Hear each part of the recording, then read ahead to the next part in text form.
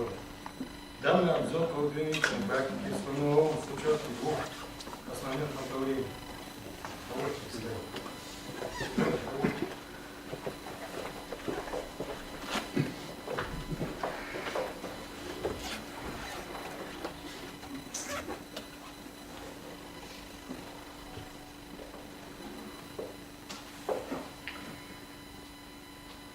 Первый. Правоприменительная практика организации и осуществления государственного надзора в сфере деятельности МЧС России на территории республики. Второе. Правоприменительная практика соблюдения обязательных требований законодательства Российской Федерации в области пожарной безопасности, гражданской обороны и лицензионного контроля и защиты населения территории от чрезвычайной ситуации природного техногенного характера Республики Ингушетия. Осуществление федерального государственного пожарного надзора. Используемые юридическими лицами, индивидуальными предпринимателями, производственные и иные объекты недвижимого имущества являются объектами защиты. Подлежат отнесению к одной из категорий риска в соответствии с правилам отнесения деятельности юридических лиц и индивидуальных предпринимателей, использования или производственных объектов к определенной категории риска или определенному классу категорий опасности, утвержденным постановлением правительства Российской Федерации от 17 августа 2016 года номер 806 о применении рискоориентированного подхода при организации отдельных видов государственного контроля, внесение изменений в некоторые акты правительства Российской Федерации. Так, на учете Главного управления МЧС России по Республике Ингушетия находится 4364 объекта, подлежащие федеральному государственному пожарному надзору. Определено из них по категориям 263 объекта высокого риска, 281 значительного, 145 среднего и 3487 умеренного риска. Перечень объектов защиты, которые присвоены категории риска, размещены на официальном сайте интернет-портале Главного управления МЧС России по Республике Ингушетия. При этом стоит учитывать, что основанием для включения плановой проверки ежегодный план проведения плановой проверки юридических лиц и индивидуальных предпринимателей является истечение года проведения проверки вышеуказанного периода времени с датой. Потом следующее, ввода объекта защиты эксплуатации или изменение его класса функциональной пожарной опасности. Третье. Окончание проведения последней плановой проверки.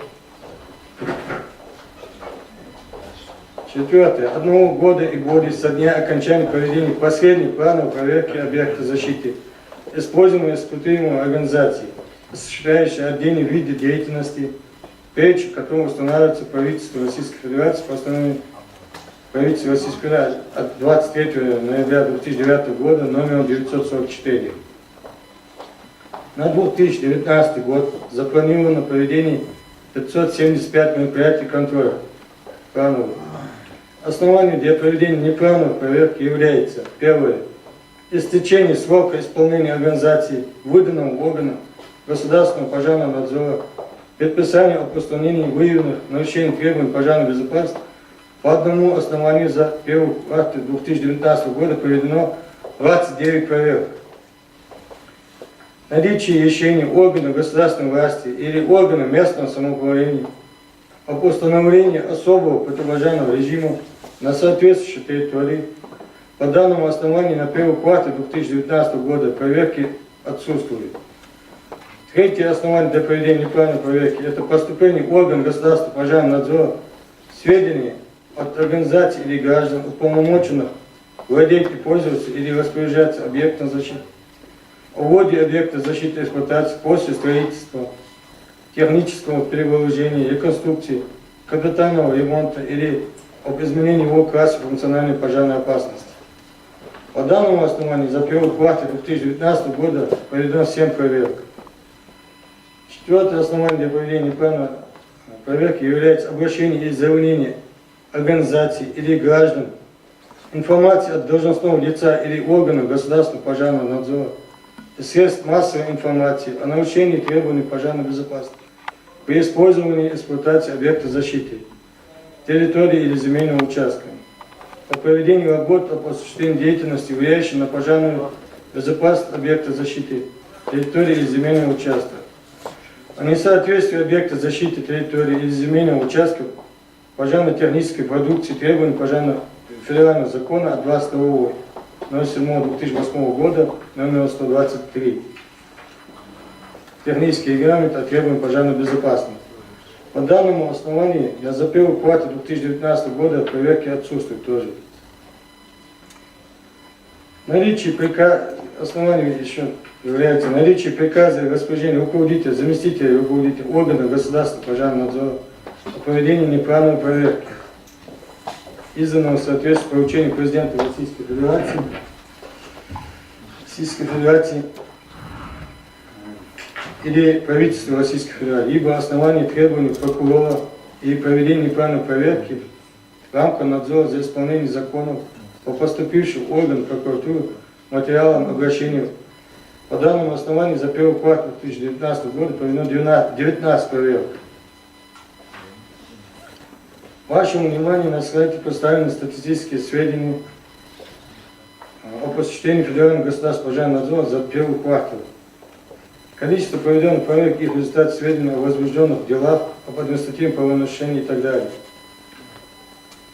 За первый квартал 2019 года уполномоченными должностными лицами органов надзорной деятельности Главного управления МЧС России по Республике Ингушетия организовано проведено 123 плановых проверок. Прошлый год на 34, больше 27,6%. И 59 неплановых проверок с АПГ 128, минус 54%. На предмет соблюдения юридическими лицами и индивидуальными предпринимателями граждан требований пожарной безопасности за используемых эксплуатируемых объектов защиты территориальной расположенности республики. По результату проведенных проверок выявлено 1865 нарушений требований пожарной безопасности, а также установлено, что 864 нарушения установлено, что свидетельствует о том, что предписание о устранении нарушений требований пожарной безопасности республики устраняется на 46%. Административные дела за нарушение требований пожарной безопасности возбуждались 14 дел в отношении юридических лиц и индивидуальных предпринимателей, что составляет 11% от общего количества административных дел. 113 отношений должностных лиц, что составляет 89% от общего количества административных дел. Отношения граждан административных дел не возбуждались. Как мы помним, в 2018 году на территории Российской Федерации произошли крупные пожары. Один из крупных пожаров произошел 25 марта 2018 года в торгово-развлекательном центре «Зимняя вишня» в городе Кемерово, унесший жизни 60 человек. В соответствии с поручением правительства Российской Федерации и Генеральной прокуратуры Российской Федерации, должностными лицами органов ГПМ Главного управления были организованы и проведены проверки объектов защиты торговых и торгово-развлекательных центров, функционирующих в границах области. С этой целью было взято на учет 276 объектов защиты данной категории. Было проведено 93 неплановых выездных проверок на предмет соблюдения требований пожарной безопасности должностными лицами органов ГПМ, а также 2 проверки торгово-развлекательных центров и 2 кинотеатра республики. Было проведено в рамках прокурорского надзора по участию государственных инспекторов по пожарному надзору. К административной ответственности в установленном порядке были привлечены 71 ответственных должностных лиц. Также в прокуратуру республики было направлено 11 заявлений в суд для принятия решения о приостановлении деятельности, по которому было принято решение по 6 объектам. В этом году работа в данном направлении продолжается. Отмечается положительная динамика. Продолжение по результату анализа и обобщения исполнительной практики при осуществлении Федерального государственного пожарного надзора. Первое предложение. Организовать надлежащий контроль ежегодного плана проведения плановых проверок юридических лиц и индивидуальных предпринимателей на 2019 год. В соответствии с требованиями регламентирующего федерального законодательства, постановление правительства Российской Федерации от 12 апреля 2012 года номер 290 о Федеральном государственном пожарном надзоре. Второе будет обеспечить неукоснительный контроль за сроками уплаты административных штрафов, при их нарушении в полной мере применять предоставленные полномочия по привлечению административной ответственности по части 1 статьи 20-25 КоАП Российской Федерации. Третье. Обеспечить неукоснительное применение проверочных листов, списка контрольных вопросов, согласно приказу МЧС России от 28.06.2018 года номер 261 о подтверждении форм проверочных листов, используемых должностными лицами Федерального государственного пожарного надзора МЧС России и проведении планового проверок по контролю за соблюдение требований пожарной безопасности. В заключение своего доклада хочу отметить приоритетные направления работы надзорных органов в текущем году. Это первое. Развитие системы оценки рисков. Управление ими при осуществлении всех видов государственного контроля и надзора. Второе. Внедрение системы оценки результативности и эффективности надзорных органов. Третье. Совершенствование системы комплексной профилактики, нарушения обязательных требований. Четвертое. Внедрение эффективных механизмов кадровой политики и системы профилактики коррупционных проявлений контрольно-надзорной сфере. Следующее. Автоматизация контрольно-надзорной деятельности. Следующее. Повышение доли оказания государственных услуг в электронном виде. Благодарю за внимание. Готов ответить на возникшие вопросы.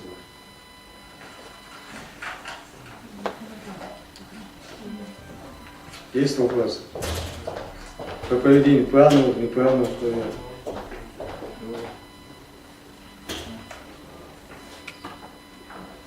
Нет вопросов?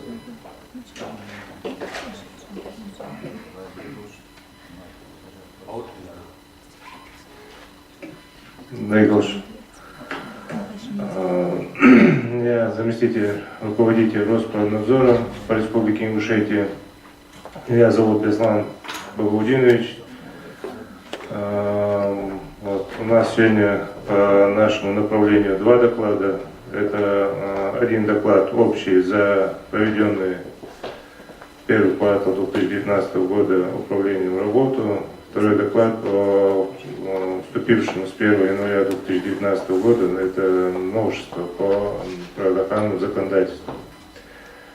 Вначале я выступлю с докладом за первый квартал 2019 года по проделанной работе Роспронадзора.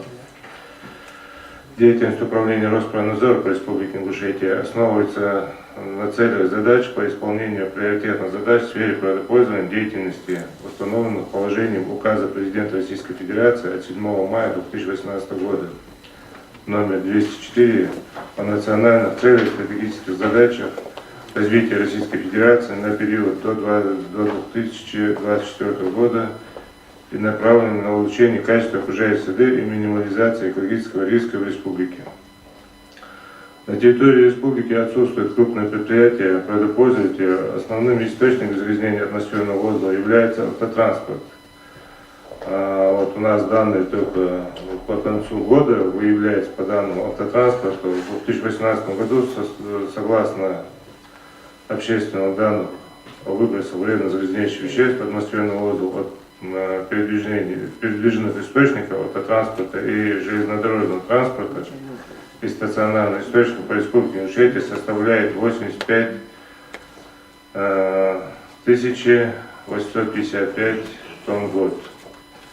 Объемы сбросов это 111 640 тонн в год. Количество образованных отходов 146 700 тонн в год. Основными экологическими проблемами на территории Республики Ингушетия является отсутствие городских очистных сооружений в городе Сунжи, а также необходимая реконструкция очистных сооружений войсковой части 64-670 Минобороны Российской Федерации, дислоцирующей станицы Троицкой Сунжского муниципального района Республики Ингушетия, а также очистные сооружения города Карлова. Управлением в 2018 году проведена работа по актуализации объектов негативного воздействия на окружающую среду. Поставлено было на учет всего 282 объекта. В ходе проведения актуализации в первом квартале 2019 года Федерального государственного экологического надзора управления перенаправлены в Комитет Республики Ингушетия по экологии и природным ресурсам. Это в 2018 году. В этом году комитет в связи с реорганизацией сейчас Министерство природных ресурсов и экологии по Республике Ингушетия. 108 объектов перенаправлено. к 174 объектам по категории негативного воздействия отнесены первой категории высокого риска, отнесены 23 объекта по 4 юридическим лицам. Это ОАО «РН Ингушнефть», ООО «Роспетрол Эко», ООО «Старт Плюс», ООО «Стройинвест Капитал». Ко второй категории значительного риска отнесены 47 объектов, в третьей категории риска отнесены 82 объекта и к четвертой категории риска отнесены 8 объектов. Это одно юридическое лицо, Управление Федеральной службы безопасности по Республике Ингушетия. Предприятия предпользователи, входящие в топ-300 на территории республики, отсутствует. Наиболее крупным предприятием является ОАО «РН Ингушнефть», НК «Империал», «Ингушнефтепродукт» и ЗАО «Техстрой», ГУП «Ингуш регион водоканал». В 2019 году данное предприятие не планирует переход на наиболее доступные технологии. Теперь хотелось бы сообщить о результатах контрольно-надзорной деятельности управления. В целом за первый квартал 2019 года управлением проведено 32 мероприятия в отношении объектов 1-4 класса опасности и попадающих под федеральный государственный экологический надзор. Ну, чтобы вы знали, у нас на территории республики есть и подпадающий под региональный государственный экологический надзор. Вот, региональный государственный экологический надзор – это те объекты, которые контролирует Министерство природных ресурсов и экологии по Республике Ингушетия. Так, проведено 3 плановых за первый квартал, 20 неплановых, из которых 15 было по поручению, по требованию прокуратуры Республики Ингушетия на предмет функционирования отечественных сооружений, которые, в свою очередь, прокуратуре главой Республики Ингушетия дано указание провести проверку. 6 рейдовых проверок и 2 административных расследования. Так, рассмотрено переданных одно административное дело из прокуратуры Малодейского района. Деятельность управления по видам надзора приведена на слайдах. Вот, видите. Все надзорные мероприятия за соблюдение законодательства Российской Федерации управление проводится комплексно с привлечением специалистов по ГУ ЦЛАТИ, по ИФО, ЦЛАТИ по Чеченской Республике. Это наша лаборатория, закрепленная за нами, которую мы привлекаем в ходе каждой проверки для отбора проб, анализа атмосферного воздуха, почвы, отходов и сброса воды в канализационных стоках. В рамках профилактики правонарушения управлением 27 юридическим лицам выдано предостережение по соблюдению требований законодательства Российской Федерации.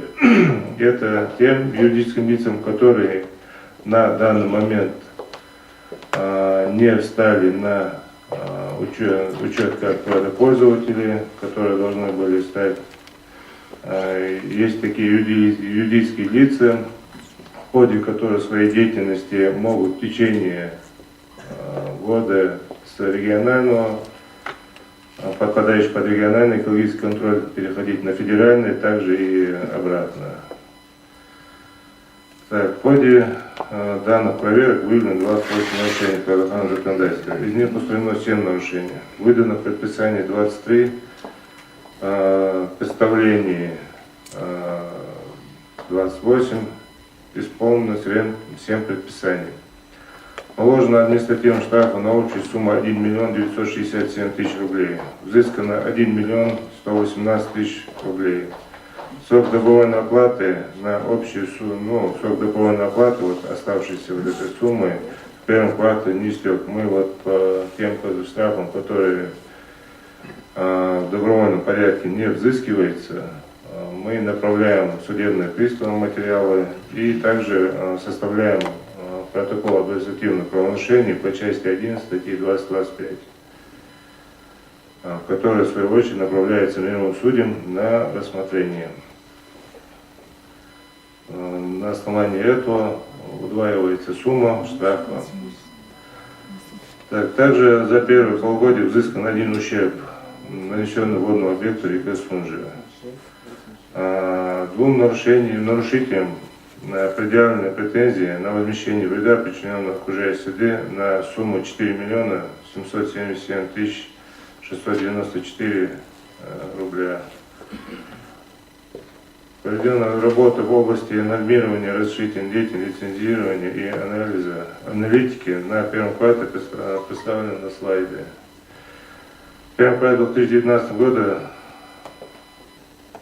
заявление на проведение государственной экологической экспертизы управления не поступало. Также управление не выдавалось заключение о возмещении уничтожения пособий и вместе уничтожения товаров для помещений таких товаров под таможенную процедуру уничтожения.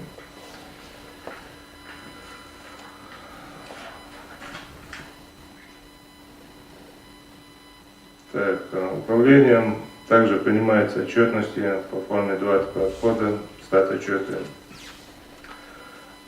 Также отчет об образовании, использовании и размещении отходов, сокращенно называется МСП-отчет.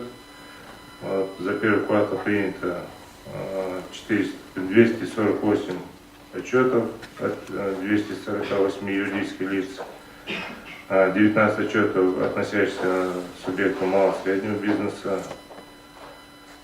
Также мы являемся администраторами негативного сбора платы за негативное воздействие на окружающую среду. Управлением за первый квартал собрана сумма 759 732 рубля.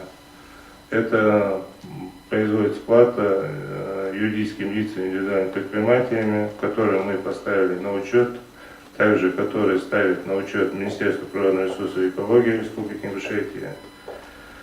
Они должны производить плату за негативное воздействие.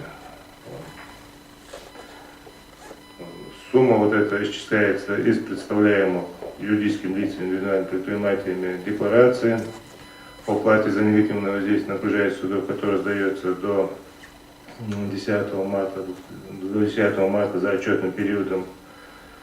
На основании вот этих деклараций юридические лица производят плату.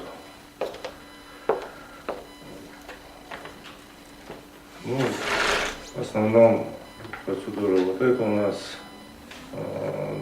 Далее выступит начальник отдела Ташкой Муса по внесенным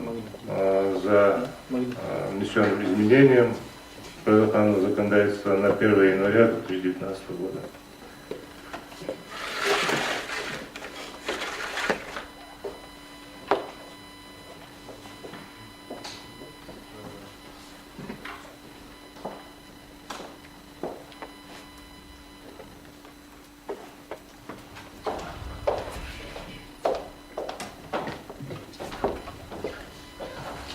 Владимир Халчинмасни,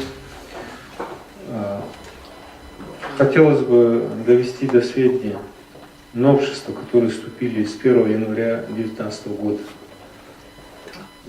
в законодательстве природоохранном, то, что касается компетенции Росприроднадзора. С 1 января 2019 года все наши предприятия, природопользователи, объекты распределены на 4 категории. Особо опасные первой категории, значительные, умеренные и низкие. Если мы один раз уже выступали и доводили до сведения природопользователей то, что касается объектов, которые они эксплуатируют. Если до 2019 года все объекты подлежали учету и обязаны были платить негативное воздействие, плату, то с 1 января для низких категорий отменена плата за негативное воздействие.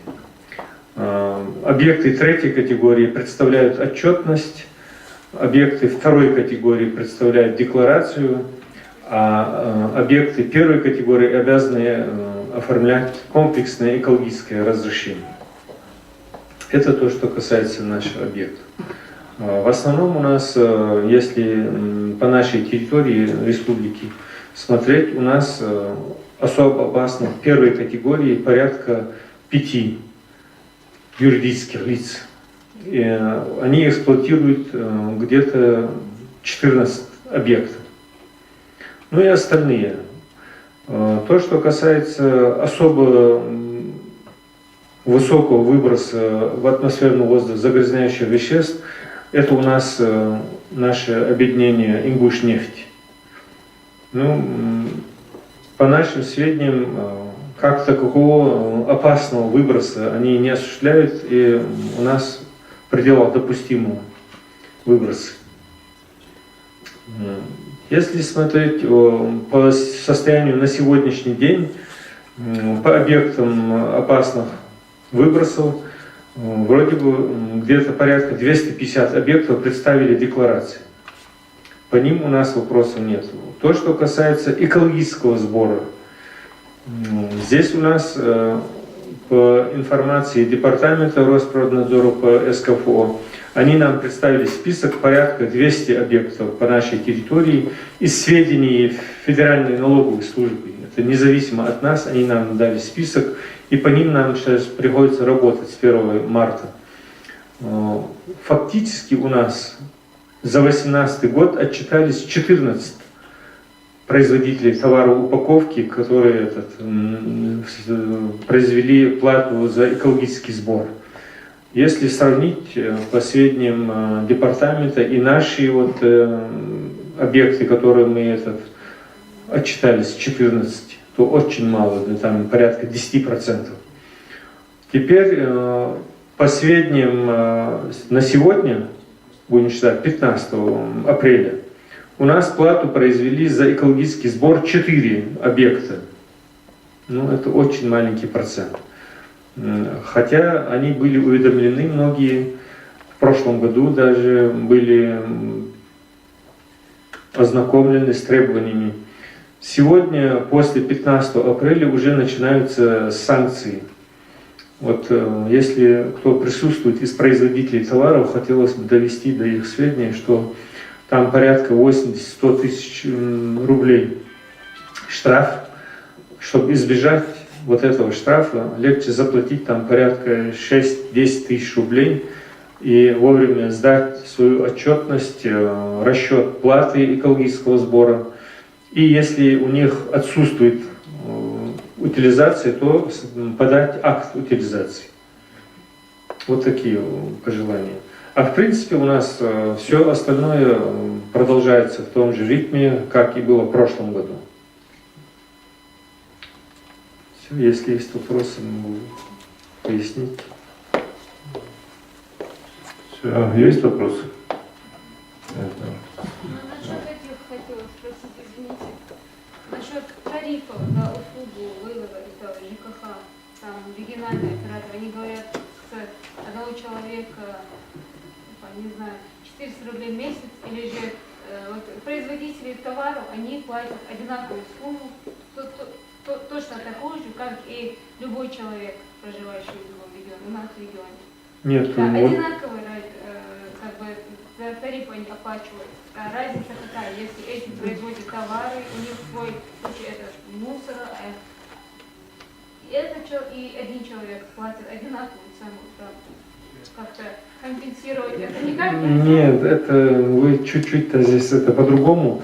У регионального оператора свои тарифы, утвержденные постановлением правительства и Минстроя республики. Я так понимаю. У него общероссийский тариф на размещение отхода 95 рублей, утвержденный Медведевым постановление за ТКО.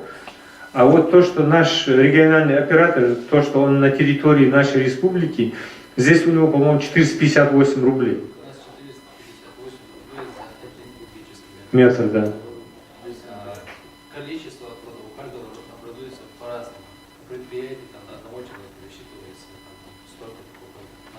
Например, частного жителя частного там, 3 куба. На жителя многоквартирного 2,2 куба. Получается, мы этот нормативный документ на 12 недель умножаем на эту сумму 400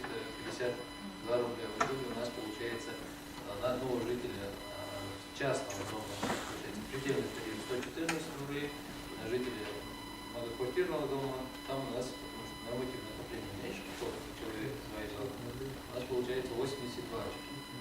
Но эта сумма, она является довольно-таки высокой для наших жителей, да, бывает в семье 5-6 человек, поэтому у действующего регионального оператора намного ниже эти ставки.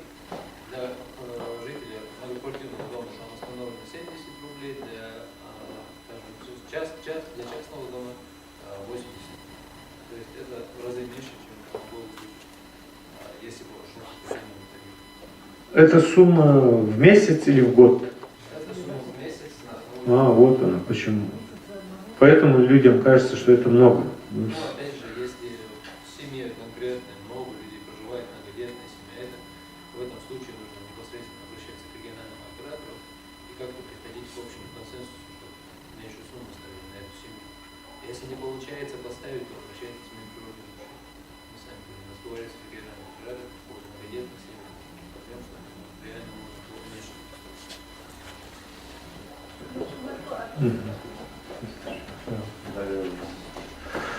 Так, Роспотребнадзор будет выступать, докладчик будет у вас?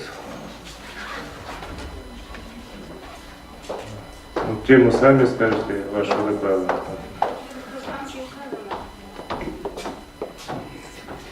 Добрый день, участники совещания. Доклад по правоприменительной практике Управления Роспотребнадзора по Республике Ингушетия за первый квартал 2019 года. С докладом вас ознакомит заместитель руководителя Управления Роспотребнадзора Цалоева Майя Бамангиреевна. За 3 месяца, то есть за квартал 2019 года, Управлением Роспотребнадзора в рамках реализации федерального закона 294 проведено 289 проверок, в том числе 153 плановые проверки и 136 неплановых проверок. Основанием для проведения внеплановых проверок в рамках реализации федерального закона являлись контроль исполнения предписания об устранении выявленных нарушений. Это Управлением Роспотребнадзора было проведено 98 проверок. По жалобам потребителей была проведена 1 проверка. По приказу руководителя Роспотребнадзора, изданной в соответствии с поручением президента Российской Федерации и правительства Российской Федерации, было проведено 35 проверок. По требованию прокуратуры была проведена 1 проверка. На основании информации о возникновении угрозы причинения вреда, а также вреда жизни, здоровью граждан, вреда животным, растениям, окружающей среде, безопасности государства, а также угрозы чрезвычайных ситуаций природного и техногенного характера было проведено 3 проверки. В прокуратуру Республики Ингушетия было подано 3 заявления о проведении внеплановой проверки, по которым было принято положительное решение.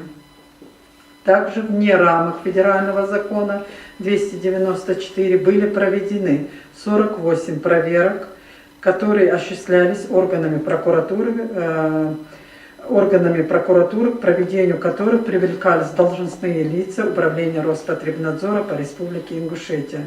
Проведено 36 административных расследований, 10 расследований причин возникновения инфекционных и массовых неинфекционных заболеваний.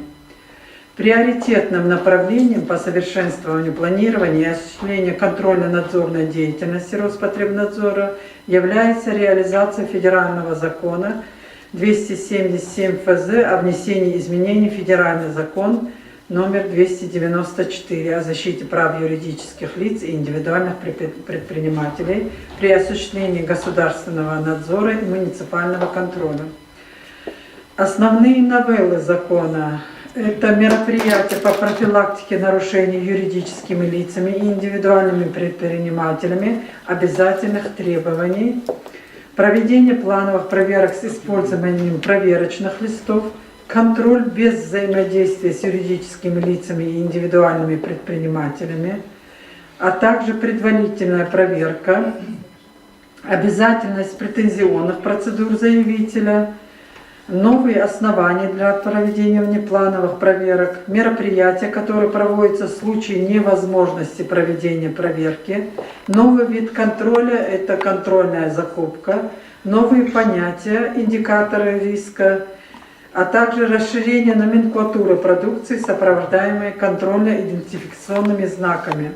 По результатам рассмотрения дел об административных правонарушениях в порядке статьи 29.13 КоАП Российской Федерации должностными лицами Управления Роспотребнадзора было вынесено 69 предписаний об устранении причин и условий, способствующих совершению административных правонарушений. Как профилактическая мера с 2017 года введены и ежеквартально проводятся открытые публичные слушания. Реализация мер административного воздействия за первый квартал 2019 года. За нарушение законодательства в области защиты прав потребителей и обеспечения санитарно-эпидемиологического благополучия населения должностными лицами Управления Роспотребнадзора было составлено 352 протокола об административных правонарушениях и вынесено 297 постановлений по делам об административных правонарушениях на общую сумму 1 496 000, из 87 материалов было направлено на рассмотрение в суд. По результатам проверок за исполнением федерального закона об охране здоровья граждан от воздействия окружающего табачного дыма и последствий потребления табака за номером 15 от 2018 года было составлено 17 протоколов по таким статьям, как 6.25, 6.24, статья 14.53 КоАП Российской Федерации за нарушение установленного федеральным законом запрета курения табака на отдельных территориях, помещениях и на объектах, нарушение запрета курения табака на детских площадках, несоблюдение требований к знаку о запрете курения, несоблюдение ограничений в сфере торговли табачной продукцией и табачными изделиями. Количество административных дел, направленных в суд с применением временного запрета, составило 40 дел. Из них 14 в отношении индивидуальных предпринимателей, 26 в отношении юридических лиц. Доля вынесенных постановлений о приостановлении деятельности по указанным делам, рассмотренным в судах, составили 100%. Общая сумма штрафа, вынесенная судами, составила 367 000 рублей. Составлено 47 протоколов об административных правонарушениях в отношении юридических лиц. В целом, по управлению Роспотребнадзора по Республике Ингушетия удельный вес взысканных административных штрафов за первый квартал составил 84% по количеству исполненных постановлений и 82% это по сумме взысканных административных штрафов. Всего в 2018 году в прокуратуру республики был направлен план проведения плановых проверок на 2019 год. Риск-ориентированный надзор запланирован в отношении 23 субъектов. В отношении органов местного самоуправления запланирована 31 проверка, и в отношении органов государственной власти запланировано 5 проверок. Доклад окончен, если есть вопросы. У меня вопрос. Вот вы, есть очистные сооружения, защитную зону, вот, они же должны вам как-то проекты разрабатывать и представлять защитные зоны вокруг объекта. Мы сейчас не участвуем, когда в разработке, мы не участвуем. Но в согласовании вы участвуете? Да, А сколько вот за, ну как сказать, вообще есть у нас такие проекты, которые согласованы вами по очистным сооружениям? Точно не могу сказать. Спасибо.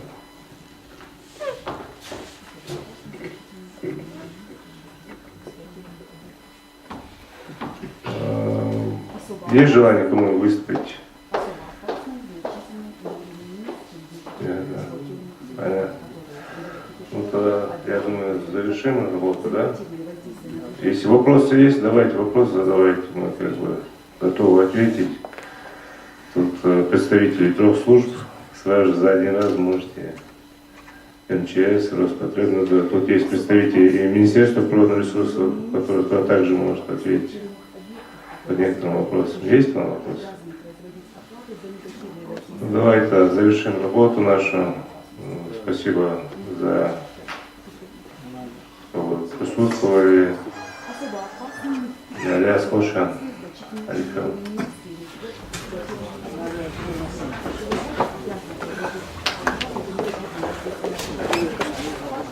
Шуба.